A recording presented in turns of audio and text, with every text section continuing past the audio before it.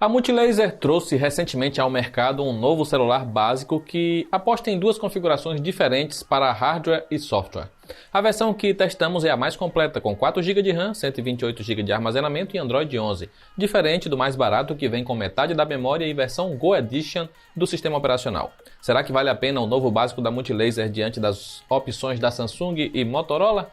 O design do G Max 2 não chama a atenção. Ele parece ser mais um produto chinês com um módulo de câmera que lembra o de outros aparelhos.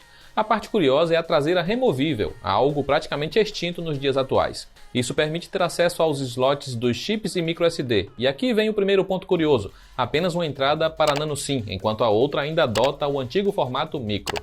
O acabamento é simples e a tampa de plástico é fina e apresenta certa fragilidade. Pelo menos você poderá comprar outra caso danifique a que vem com o aparelho. Porém não há opções de cores caso você enjoe do tom preto. A bateria infelizmente não é removível, o que torna o diferencial de abrir a traseira meio inútil.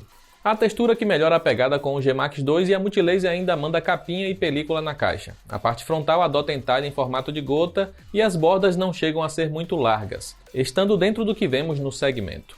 Há leitor biométrico tradicional na traseira que responde bem. Na parte inferior do celular encontramos uma antiga entrada micro USB, o seu único alto-falante e um microfone. No topo do G Max 2 há apenas a entrada para fone de ouvido. Na lateral direita encontramos o botão de energia e o de controle de volume. Na parte de conectividade não há nada de impressionante no G Max 2. Ele não tem suporte a Wi-Fi AC para rede 5 GHz e seu Bluetooth é de quarta geração. Esqueça NFC e sensores mais avançados. O básico da Multilaser deixa claro que é um celular de entrada. Ele vem com tela de 6,5 polegadas com resolução HD Plus e painel IPS LCD. Basicamente a configuração padrão em celulares de entrada atualmente. O primeiro ponto negativo vai para o brilho máximo alcançado tanto no manual quanto no modo automático. Por ser baixo, pode atrapalhar usar o G Max 2 fora de casa em dias ensolarados, mas não fica atrás dos básicos da Motorola. O contraste é decente a ponto de evitar cores lavadas. O painel tem apenas 60 Hz, o que ainda é padrão em celulares mais baratos, porém já é possível encontrar alguns modelos na faixa de preço do G Max 2 com tela de 90 Hz. A reprodução de cores tende para tom frio com branco azulado, mas você pode regular nas configurações de tela. A parte sonora é mais decepcionante, não apenas pelo fato de termos uma única saída de som que limita áudio mono, mas pelo fato de a potência sonora ser fraca. O som é tão baixo que fica até difícil perceber suas falhas. Um fone de ouvido é obrigatório com o G Max 2 e é uma pena que a Multilaser não envie nenhum na caixa.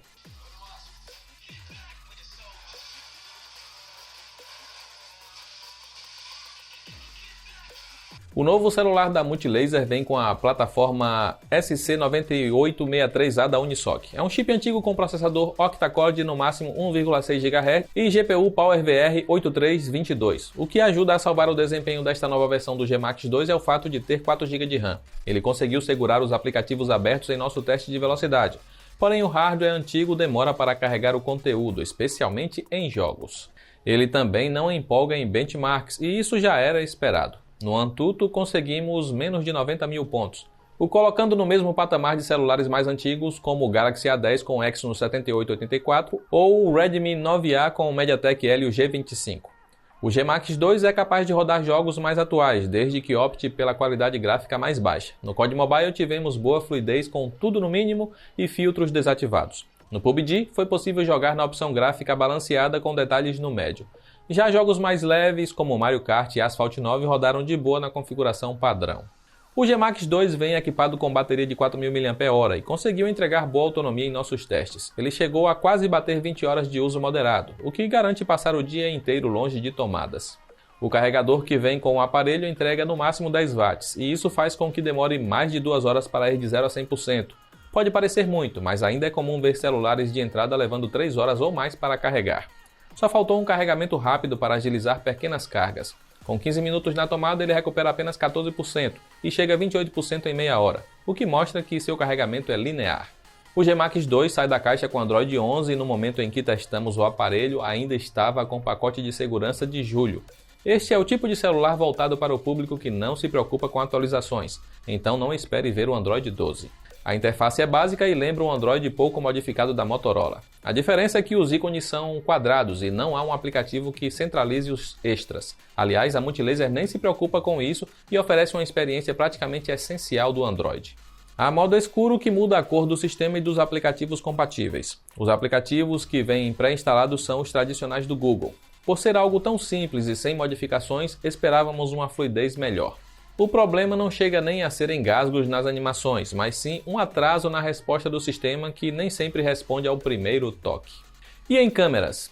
Celular de entrada normalmente peca nesse ponto e a Multilaser nunca se esforçou na parte fotográfica dos seus aparelhos. O G-Max 2 vem com 3 sensores na traseira, sendo o principal de 13 megapixels, acompanhado de dois de 2 megapixels para macros e desfoque de cenários. Na parte frontal há uma câmera de 5 megapixels para selfies. A câmera principal faz o básico e até registra fotos decentes em situações favoráveis de luz, mas entrega a qualidade de celular chinês de marcas menos convencionais. As cores não têm vida, falta nitidez e o contraste desregulado mata os detalhes das sombras. Pelo menos há modo HDR que ajuda a minimizar estes problemas, mas nem sempre funciona como deveria. Ao cair da noite, a qualidade acaba indo junto. A nitidez é ainda mais comprometida e as fotos saem bastante escuras. A boa notícia é que há modo noturno para prolongar a exposição para entrar mais luz no sensor, mas em troca temos mais ruídos visíveis e as falhas nas texturas ficam mais evidentes. Não tem como negar que o G-Max 2 não foi feito para fotografar à noite. A macro também sofre com baixa nitidez, cores apagadas e apresenta ruídos mesmo em fotos tiradas em locais claros. A de desfoque falha em cenários mais complexos e ainda desativa o HDR, o que compromete o balanço de brilho e cores deixando o céu estourado. A frontal é capaz de registrar selfies decentes de dia, mas sem muita nitidez diante do sensor de baixa resolução. Já em locais escuros temos selfies ainda piores, com fotos borradas e granuladas. A filmadora é capaz de gravar a no máximo Full HD com a traseira e apenas HD com a frontal. A qualidade dos vídeos é fraca para a categoria e não há estabilização para lidar com os tremidos. O foco também não é dos mais ágeis e em alguns momentos pode se negar a focar onde você deseja. A captura de áudio é mono e de péssima qualidade. Como deu para perceber, o G-Max 2 é um celular básico que atrai pela grande quantidade de memória, mas decepciona em vários pontos. O que há de mais interessante na sua faixa de preço? Da Samsung temos o Galaxy M12 com tela de 90 Hz e melhor qualidade sonora. Ele perde por pouco em desempenho multitarefas, mas vence em jogos e tem autonomia de bateria muito superior. O M12 é melhor em câmeras e ainda tem uma dedicada com lente ultra-wide para fotos mais amplas. Da Motorola há o Moto G20, ele também traz tela de 90 Hz e melhor qualidade sonora. Seu hardware também é da Unisoc, porém um chip mais avançado que entrega melhor desempenho.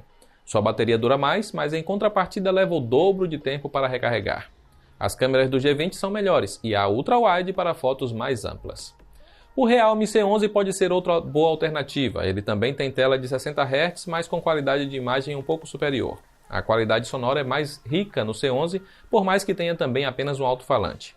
O desempenho é seu ponto decepcionante, especialmente no multitarefas, mas o software traz mais recursos e a bateria dura mais. Ele só tem uma câmera traseira que entrega qualidade razoável, mas se destaca por ter melhor frontal para selfies. O novo básico da Multilaser chegou ao mercado por R$ 1.200 e claramente não vale tudo isso. Na faixa dos R$ 1.000 já é possível encontrar opções melhores, como o Galaxy M12 ou até mesmo o Moto G30 em promoções. É bom lembrar que estamos analisando a versão com 4 GB de RAM e 128 GB de armazenamento, já que o modelo mais simples do G-Max 2, com metade dessa memória, é encontrado por menos de R$ 700. Se essa versão turbinada do G-Max 2 chegar a aparecer por volta dos R$ 800, poderá ser uma opção interessante para quem busca apenas o básico com muita memória. E se você não se importa de ter tanta memória, há opções mais interessantes de outras marcas para pagar pouco e ter um bom celular. De qualquer forma, as melhores ofertas para qualquer um dos modelos escolhidos estão nos links aí abaixo. Eu encerro por aqui, um abraço e nos vemos na próxima.